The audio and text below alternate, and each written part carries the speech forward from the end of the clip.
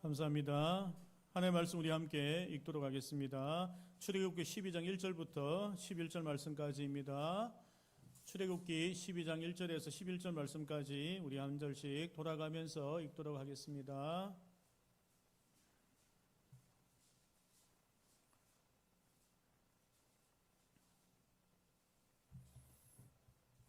1절입니다.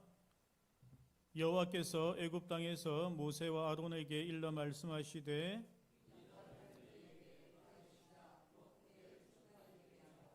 너희는 이스라엘 온 회중에게 말하여 이르라 이달 열흘에 너희 각자가 어린 양을 취할지니 각 가족대로 그 식구를 위하여 어린 양을 취하되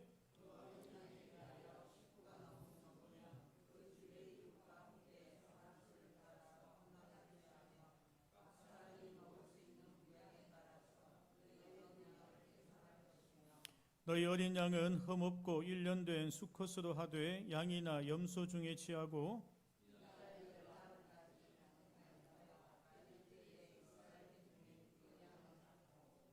그 피를 양을 먹을 집 좌우 문설주와 임방에 바르고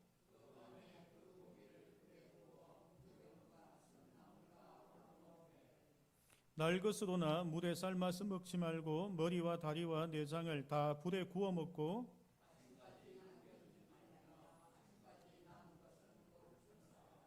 함께 읽습니다. 너희는 그것을 이렇게 먹을지니 허리에 띠를 띠고 발에 신을 신고 손에 지팡이를 잡고 급히 먹으라. 이것이 여호와의 유월절이니라. 아멘. 오늘은 이제 10가지 재앙의 마지막 재앙인 첫 가축들을 다 죽이는 그러한 일입니다. 그래서 이제 유월절이라는 절기가 이제 만들어졌는데 우리 구약 성경은 신약 성경에 예표라 했고 구약 성경의 대부분들은 예수 그리스도를 나타내는 예표하는 내용이라고 말씀을 하였습니다. 그래서 제가 유월절의 예수님이라는 제목으로 설교할 때도 유월절을 언급하면서 이 유월절의 어린 양은 예수 그리스도의 십자가의 보혈을 의미한다라는 이야기를 하였습니다. 오늘은 이제 이스라엘 백성들의 7개의 중요한 절기를 먼저 살펴보려고 하는데 우리가 이제 절기라는 것은 앞으로 오실 예수 그리스도를 예습하는 거예요. 자, 다시 한번 설명합니다. 하나님께서 이스라엘 백성들에게 7개의 절기를 지키게 하셨고 7개의 절기를 지키다 보면은 예수 그리스도를 볼 수 있게 만드셨어요. 또 하나님께서 성막을 만들게 하시고 성전을 만들게 하시고 제사장들의 복이라든지 옷 색깔이라든지 여러 가지를 통해서 예수 그리스도를 볼 수 있게 성전과 성막에 다 장치를 해두었습니다. 그러니까 우리는 이 절기를 통하여 예수 그리스도를 볼 수 있다는 거예요. 자, 중요한 것은 우리가 보세요. 우리가 근데 보통 기념한다라는 것은 우리가 과거에 있었던 일을 기념하는 거잖아요. 뭐 3.1절 하면은 3.1 운동했던 걸 기념하거나 뭐 한글날 하면 한글 만든 것을 기념하거나 그러면 우리 교회 설립 예배 같으면은 과거에 교회가 설립되었던 것을 생각하고 기념해서 하는 건데 절기는 과거를 기념하는 것이 아니고 미래를 생각하면서 준비하는 것이 절기다라는 것입니다. 이해하셨죠? 근데 이스라엘 백성들은 과거에 우리 선조들이 했던 것을 반복해서 하는 거라고 착각을 했던 거예요. 그러니까 예수 그리스도를 못 봤다라는 것입니다. 유월절 어린 양을 보고 미래에 오실 유월절에 십자가 못 박혀 돌아가신 예수 그리스도를 봤어야 하는데 못 봤다라는 거예요.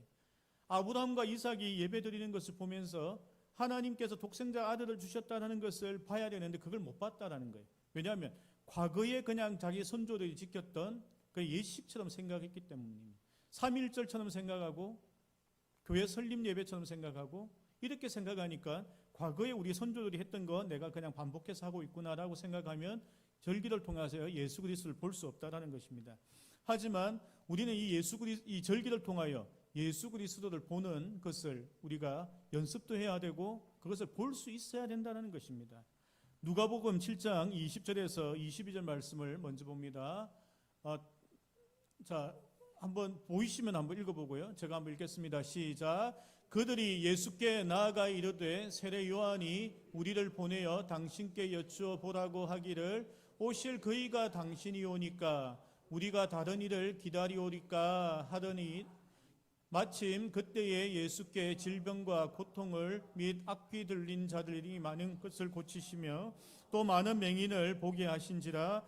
예수께서 대답하여 이르시되 너희가 가서 보고 들은 것을 요한에게 알리되 맹인이 보며 못 걷는 사람이 걸으며 나병 환자가 깨끗함을 받으며 귀먹은 사람이 들으며 죽은 자가 살아나며 가난한 자에게 복음이 전파된다 하라. 아멘.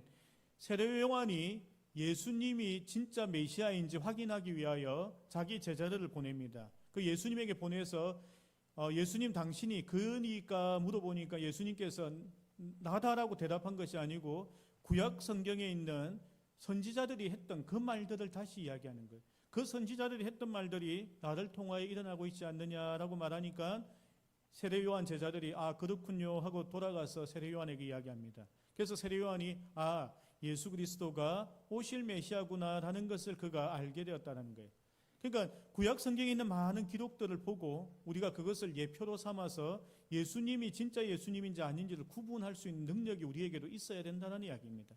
그냥 절기를 똑같이 그냥 보내고 50년을 지키고 60년을 지키고 100년을 지킨다는 것이 중요한 것이 아니고 이 절기를 통하여 우리가 예수 그리스도가 진짜 예수 그리스도인지를 확인할 수 있어야 된다는 것입니다. 사랑하는 성도 여러분, 잘 생각해 보세요. 요한계시록이나 또한 말세에 대한 성경 구조를 보면 배교라는 것과 미혹하는 자들이 나온다고 합니다. 자, 미혹당한다는 것은 이미 그리스도인이라는 이야기예요. 그리스도인이니까 미혹을 당하는 거예요. 그리고 그리스도인이니까 배교, 우리가 믿는 이 교리를 그것을 배신한다는 이야기를 하는 거예요. 그러면 왜 미혹당하고 배교를 할까요? 정말 예수 그리스도인지 모르기 때문인 거예요. 예수님께서 오셨는데 우리가 그분이 예수님인지 모르고 미혹당한다는 거예요. 하나님께서 우리에게 말씀을 주셨는데 그 말씀이 다른 말씀이 왔는데 우리가 혼동하면서 그 말씀을 따라간다는 거예요. 그러니까 배교라는 것과 미혹이 나온다라는 것입니다. 여러분, 신약 성경에 예수님께서 열처녀 비유를 합니다. 열처녀가 예수 그리스도 신랑을 기다리다가 5처녀는 등불을 준비하여 혼인잔치에 참여하게 되고 5처녀는 등불을 준비하지 않아 혼인잔치에 참여하지 못한다라고 합니다. 다 아시죠? 그런데 중요한 것은 모두 다 예수님을 기다렸다는 거예요. 그 10처녀 모두 다 예수님을 기다린 거예요. 다른 사람을 기다리는 것이 아니라는 겁니다.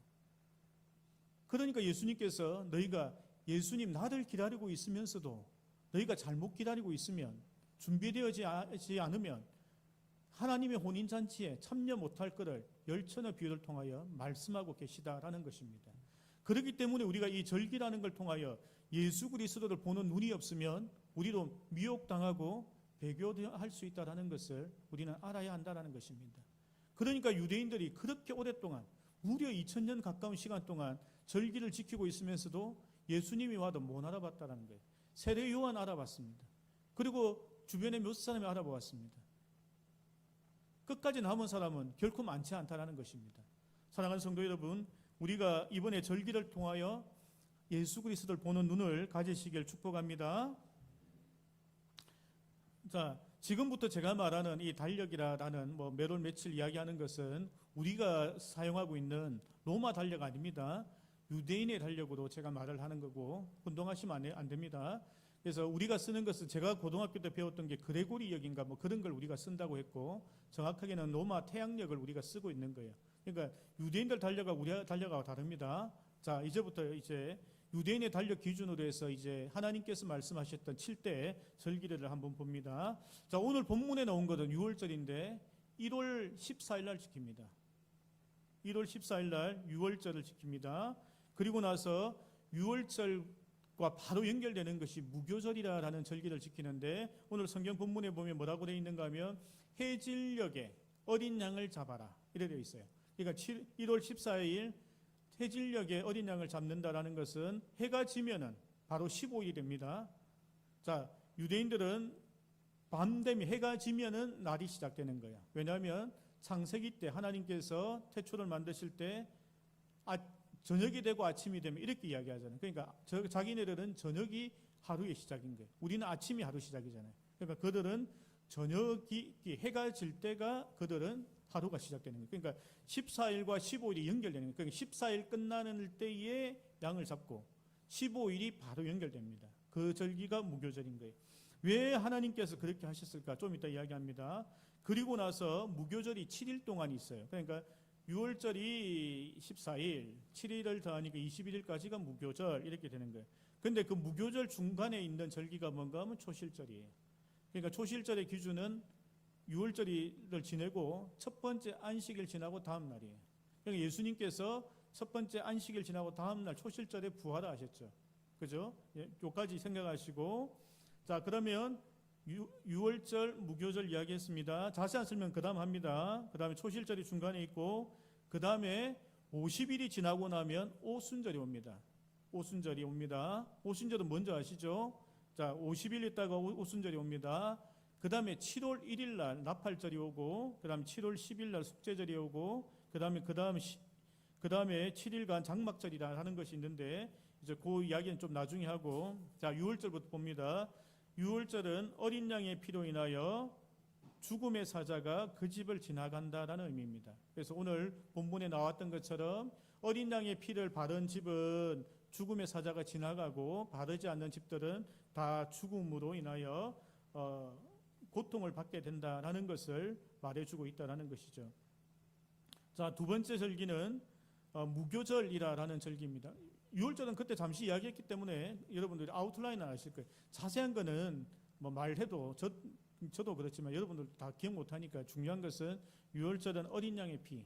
자, 두 번째 무교절은 중요한 것은 구원받은 자의 삶에 대한 이야기를 하는 거예요. 무교절에는 오늘 본문에도 나왔듯이 누룩을 넣지 않은 포도주와 누룩을 넣지 않은 빵을 먹는 거예요. 그러니까 이스트를 넣어서 변화시킨 것이 아니고 그냥 그 순수한 그대로 먹으라는 거예요. 그래서 사실 정확하게 말하자면 우리가 카스테라로 그 성찬식을 하거나 포도주, 와인으로 성찬식을 하는 건 잘못된 거예요. 빵에 물 넣으면 안 돼요. 그냥 순수한 밀가루를 그냥 구운 것을 먹는 것이고, 와인도 발효를 시키는 것이 아니라 그냥 포도즙을 먹는 것입니다. 그래서 이스라엘은 그런 무교병, 이스트를 넣지 않은 무교병, 그 다음에 발효시키지 않은 포도즙을 그들은 먹는다라는 것입니다. 자, 여기서 중요한 것은 무교절에 하나님께서 왜 누룩을 넣지 말라 하셨을까라는 것입니다. 그것은 마가복음 8장에 나와 있는데, 마가복음 8장 15절 함께 읽습니다. 시작. 예수께서 경고하여 이르시되 삼가 바리새인들의 누룩과 헤롯의 누룩을 주의하라 하시니. 아멘. 누룩은 악한 것을 상징하는 거예요. 죄를 상징하는 것입니다. 그렇기 때문에 하나님께서 누룩을 넣지 않는 빵과 포도즙을 먹게 하시면서 너희 속에 순수한, 하나님께서 죄가 없는 그 순수한 그러한 삶에 대한 이야기를 하시는 거예요. 그렇기 때문에 어린 양을 저녁에 잡는 거예요. 바로 무교절로 바로 이어지면서 죄 없이 너희가 죄 없는 거룩한 상태로 유지하라는 것을 상징적으로 이야기하는 거예요. 어린 양의 피를 바르고 너희가 구원받고 바로 이어져서 거룩한 삶으로 가라라는 이야기를 하나님께서 하신다라는 것입니다. 칼빈이 구원에 대하여 이야기하면서 이렇게 이야기하죠. 우리가 회심하고 나면 우리에게 하나님께서 양자로 삼으신다. 상속자가 되게 하시고, 그리고 우리에게 주시는 것이 성화라는 걸 주신다는 거예요. 거룩해지는 과정을 준다는 것입니다. 우리가 주일학교 아이들 가르치잖아요. 교육을 할 때에 똑같은 거예요. 거룩한 삶을 살기 위하여 그들에게 말씀을 가르치는 거예요. 그들이 어떤 교회 가면은 막 애들 난장판에 뭐 자고 뭐 하여튼 엎어져 있고 예배 시간에 돌아다니고 떠들고 해도 가만히 놔둬요. 언젠가는 잘하겠지.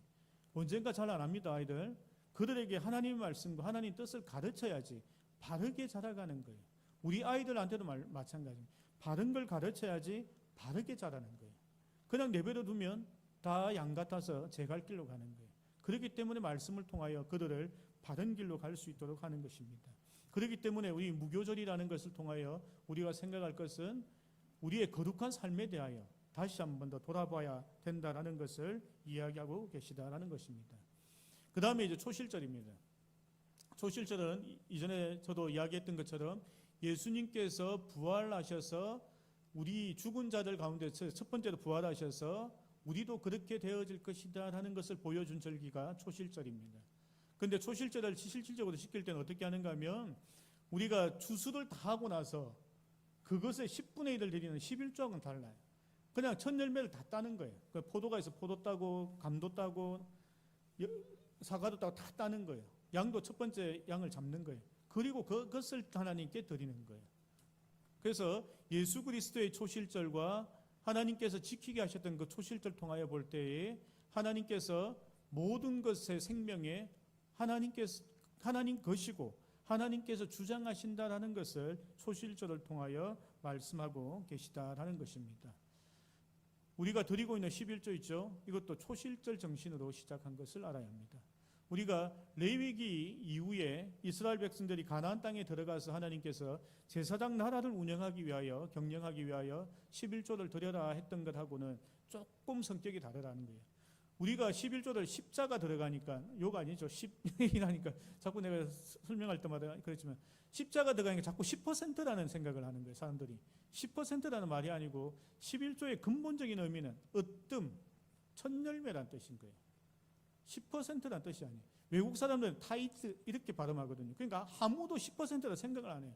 그냥 11조의 근본적인 뜻은 으뜸이구나 생각하고 우리가 하나님께서 어떤 형식으로 드리라 했는가 생각해 보면은 뭐 10% 드리라 했으니까 10%를 드려야지 이렇게 생각하는 거예요.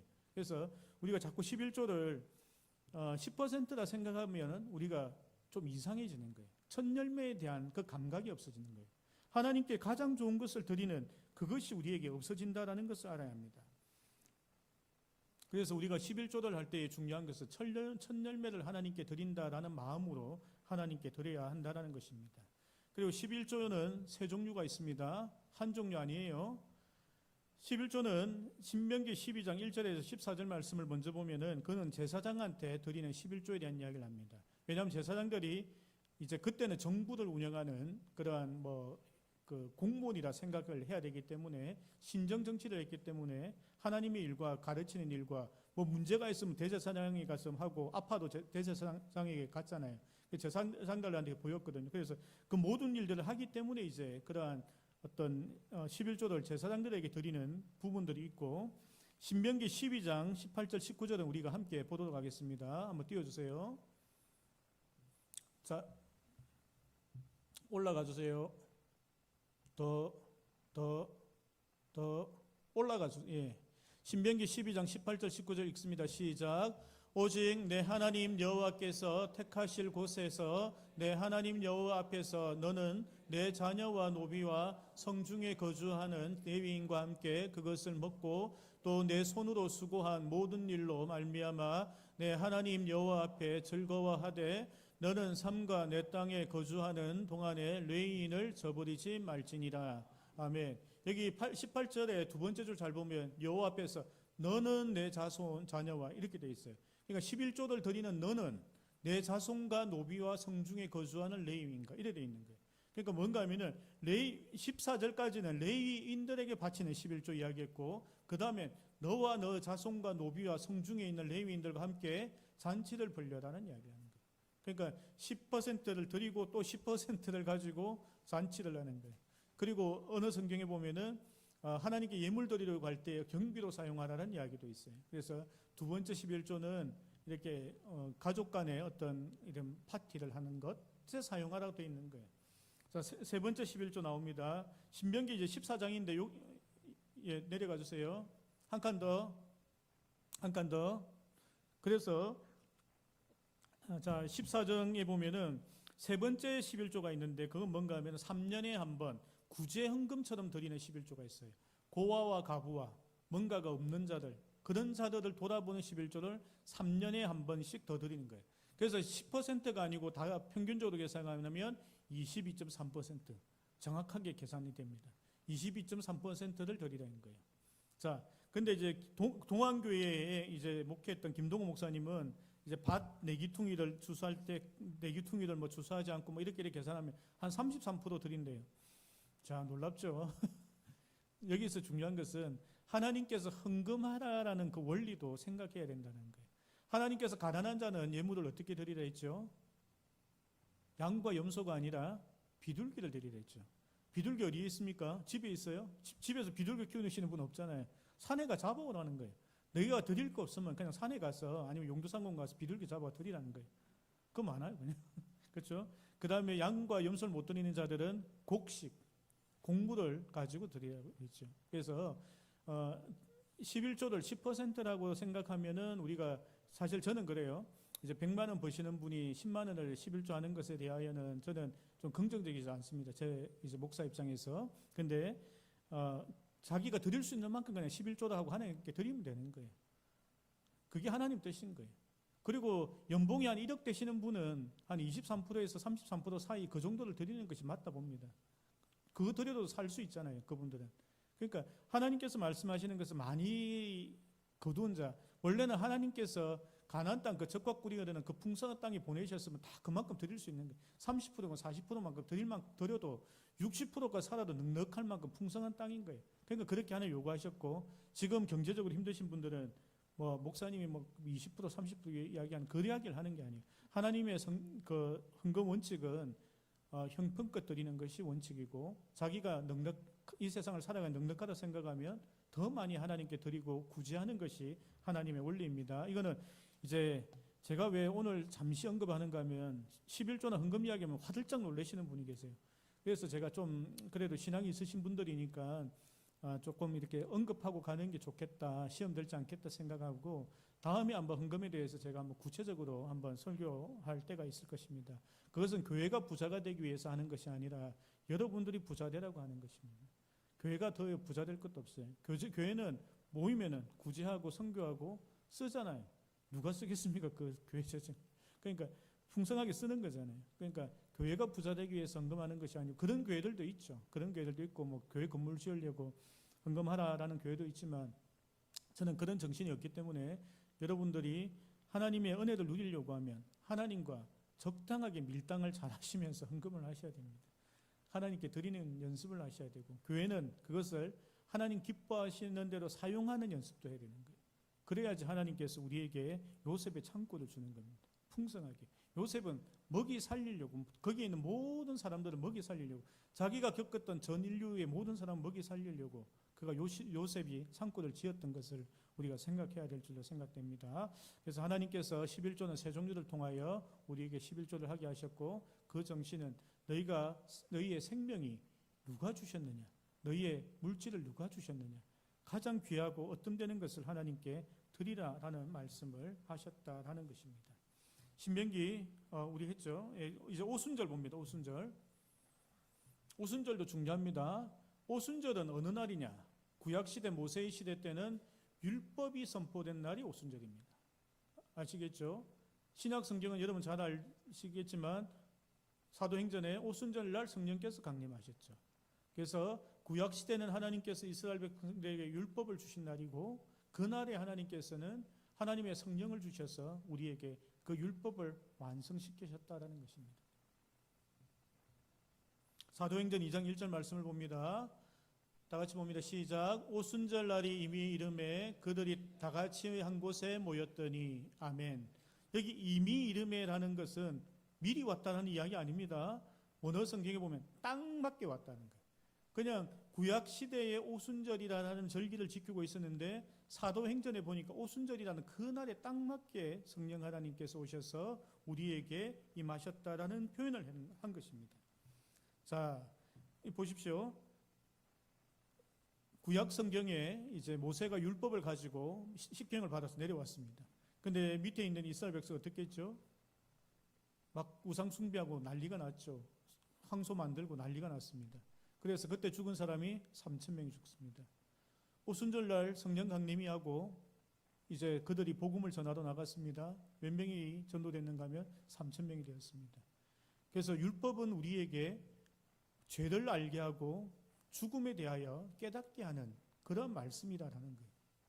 그런데 하나님의 성령께서는 우리를 살리신다라는 것을 또한 상징적으로 보여주고 있다라는 것을 우리가 알아야 합니다.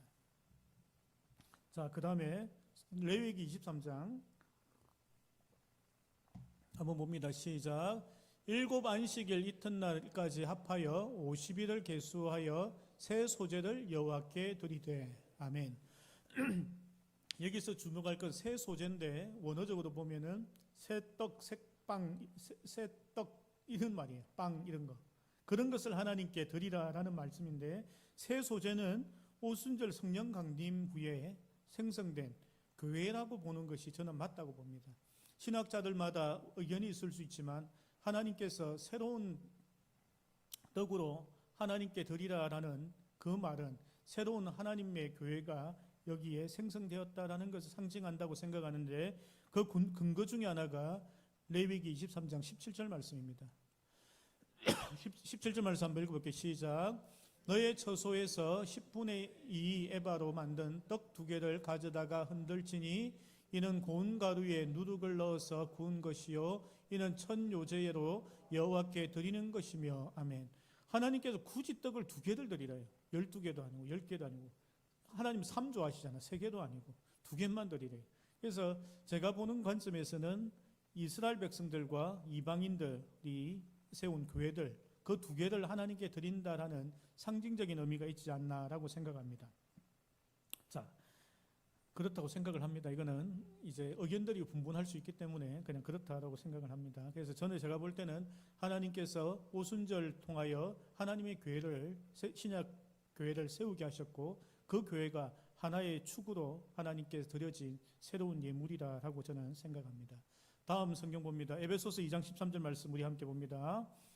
함께 읽습니다. 시작. 그때에 너희는 그리스도 밖에 있었고 이스라엘 나라 밖의 사람이라 약속의 언약들에 대하여는 외인이요 세상에서 소망이 없고 하나님도 없는 자이더니 이제는 전에 멀리 있던 너희가 그리스도 예수 안에서 그리스도의 피로 가까워졌느니라. 아멘. 12절 말씀 말은 이스라엘 나라와 이스라엘 나라 밖 사람 이렇게 구분하잖아요. 그러니까 너희가 그전에는 이방인이었다라는 거예요. 근데 교회를 통하여 너희가 하나님 그리스도의 피로 인하여 가까워졌다라는 것을 지금 이야기하고 있습니다.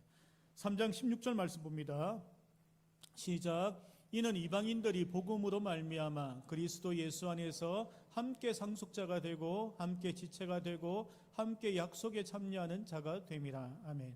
여기서도 여전히 말씀하는 것은 이방인과 교회인 우리가 함께 하나 되는 것에 대한 이야기를 하고 계시죠. 그렇기 때문에 저는 오순절날 하나님께서 떡을 2덩이 드리라고 하신 것은 유대인과 그리고 우리 교회가 하나님께 동시에 드려지는 것을 상징한다라고 생각합니다. 그래서 지금까지 살펴본 절기가 몇 개죠? 4개죠, 4개. 그렇죠.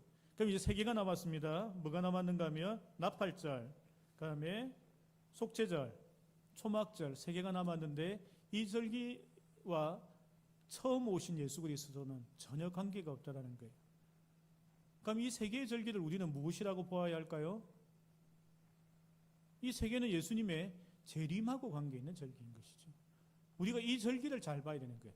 나팔절, 속죄절, 초막절에 대하여 우리가 다시 한 번 더 공부해야지. 예수님께서 오셨는데 그분이 예수님인지 아닌지 우리가 알아야 될 거 아닙니까? 그죠? 언제 오실지 우리가 알 수 있는 거예요. 어떻게 오실지도 우리에게 이미 말씀하셨기 때문에 그분이 예수 그리스도인지 아닌지를 보려고 하면 나머지 3개의 절기를 정확하게 보아야 된다라는 것입니다. 이것은 다음에 하겠습니다. 시간이 많이 갔기 때문에. 자, 근데 중요한 것이 이제 나팔절 하나만 이야기합니다. 나팔절은 7월 1일이에요. 7월 1일. 그러니까 6개월이 지나고 나서 7월 달이 나팔절이라는 겁니다. 그래서 호주, 뉴질랜드, 캐나다, 미국, 유럽 모든 나라들은 7월 1일이 신년으로 생각해요. 자, 해피 뉴 이어는 1월 1일 날 하는데 그들의 회계 장부나 교회의 회계 연도는 그리고 뭐 은행이라든지 뭐 회사들의 회계 연도는 6월 말까지 해서 정리하고 7월 달부터 시작합니다.